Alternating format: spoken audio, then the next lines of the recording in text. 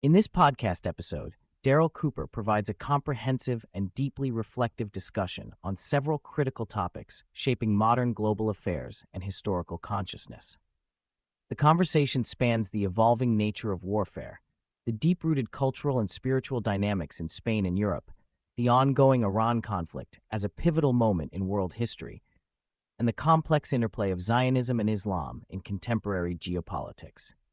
Cooper also delves into the breakdown of historical values in Western civilization and the implications for societal cohesion, identity, and future stability. Cooper begins by exploring the historical evolution of warfare, emphasizing a period in the 18th and early 19th centuries characterized by limited warfare. This era, marked by a mutual respect for enemy combatants even in defeat, represented a pinnacle of civilization where combatants were still recognized as human beings deserving of fair treatment. Despite the horrors of the First World War, remnants of these values persisted through a collective pretense that justified engagement in conflict without forfeiting all humanity. However, throughout the 20th and into the 21st centuries, these conventions and values have eroded. Modern conflicts, such as those in Iraq and Afghanistan, demonstrate a complex paradox. While American soldiers often maintain discipline and honor despite facing brutal insurgencies, political rationalizations, especially regarding allies like Israel and contentious conflicts such as Gaza, have forced compromises on these foundational values. The degradation is not just tactical but spiritual, leading to a diminishment of honor and respect that previously underpinned Western military engagements. The episode also highlights the cognitive dissonance inherent in events like launching sneak attacks in wars, contrasted with the shock and horror traditionally associated with such actions, e.g., Pearl Harbor. This erosion of moral and honorable conduct in statecraft reflects a broader societal decline, where political elites can justify collateral civilian suffering unrepentantly, thus losing the trust and moral high ground with both their own populations and the world at large. Cooper stresses that the Western historical innovation of recognizing enemies as human beings worthy of dignity arose from strong organizational leadership, discipline, and a collective ethical framework. This development is fragile, as evidenced by the descent into chaos and savagery in post-World War I Eastern and Central Europe following the collapse of empires in order. The resultant conflicts resembled ancient exterminationist wars, with societal bonds dissolving into primal survival instincts. Furthermore, he underscores that living historically, being part of an intergenerational chain of stewardship, is crucial for maintaining civilization. When this connection disappears, societies risk devolving into fragmented, atomized collections of individuals without a shared identity or future vision. This diminishment fosters an environment where atrocities become normalized and moral constraints erode, leading to self-perpetuating cycles of hatred and brutality. Switching to a technical analysis, Cooper discusses the current Iran conflict from the vantage point of his extensive experience in defense, missile systems, and missile defense. He critiques the strategic viability of prolonged warfare with Iran, particularly given the limitations of the U.S. military's missile stockpiles, defense infrastructure, and logistical constraints. He explains the complexities of missile defense systems, detailing how intercepting ballistic missiles is an extraordinarily resource-intensive and technically challenging task. The American forces compensate for imperfect interception rates by saturating missiles with multiple interceptors, drastically depleting their arsenals. The time and effort required for resupply and reload, especially considering the geographic positioning of stockpiles such as at Diego Garcia, render sustained conflict logistically untenable. Cooper also touches on the difficulties posed by Iran's asymmetric warfare tactics and the regional geopolitical shifts influencing the pace and terms of engagement. He suggests that both Iran and the U.S. have been engaged in a dangerous tit-for-tat dynamic, but notes signs that Iran is now refusing to allow the U.S. to dictate the tempo, potentially escalating tensions toward a precarious conclusion with dire consequences, including the ominous possibility of nuclear use, especially from Israeli provocations. Turning to Israel, Cooper outlines the deep psychological and socio-political challenges facing the country, especially in light of prolonged conflict and the ever more hardline character of its population. Israel's military invincibility aura, established since 1967, is showing signs of erosion, accompanied by internal demographic shifts as more moderate Israelis emigrate and more hardline settlers consolidate power.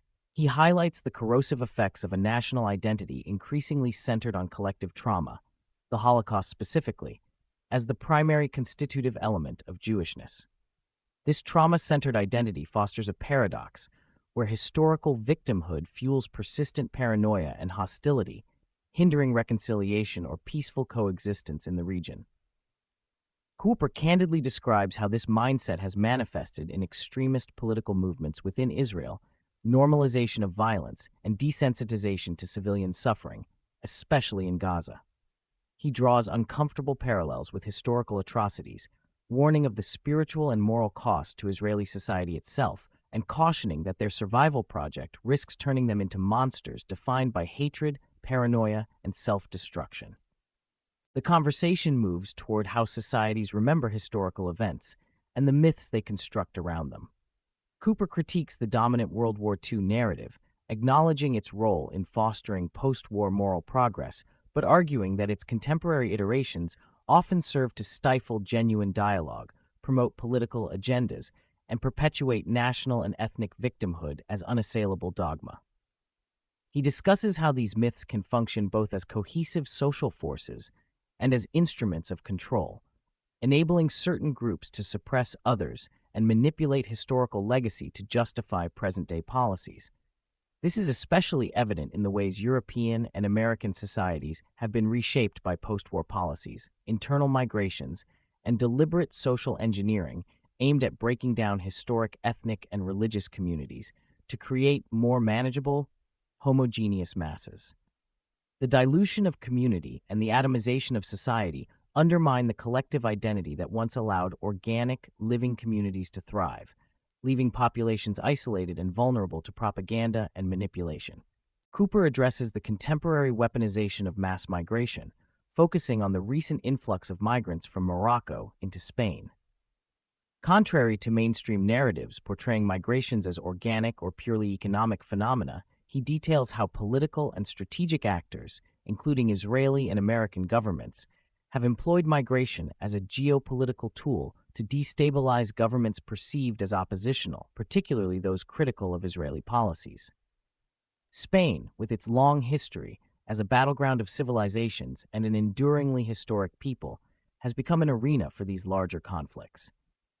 Cooper argues that the Christian-Muslim divide historically represented distinct cultural spheres, and that artificially mixing populations beyond sustainable thresholds threatens social cohesion and historical continuity, undermining the identity of European Christian nations. This fracturing of communities through enforced migration and social atomization creates isolated individuals disconnected from the mediation of meaningful communal ties and historical identity, rendering them malleable to external ideological control. Throughout the episode, Cooper returns to the existential theme of living historically, the sense of belonging to something larger, an intergenerational stewardship that confers dignity, purpose, and resilience. He laments the loss of this in much of modern Western society, where rapid post-war social changes have uprooted families, broken neighborhoods, and diminished community bonds.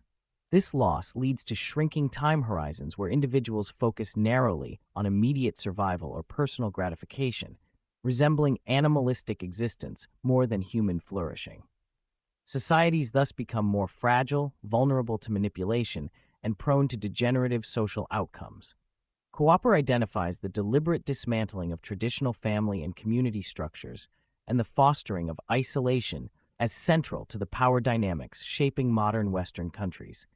This process facilitates control by organized and well-funded minority groups who dominate political, cultural, and economic livers, often alienated from the bulk of their nominal constituencies. Spain serves as a case study for these broader themes.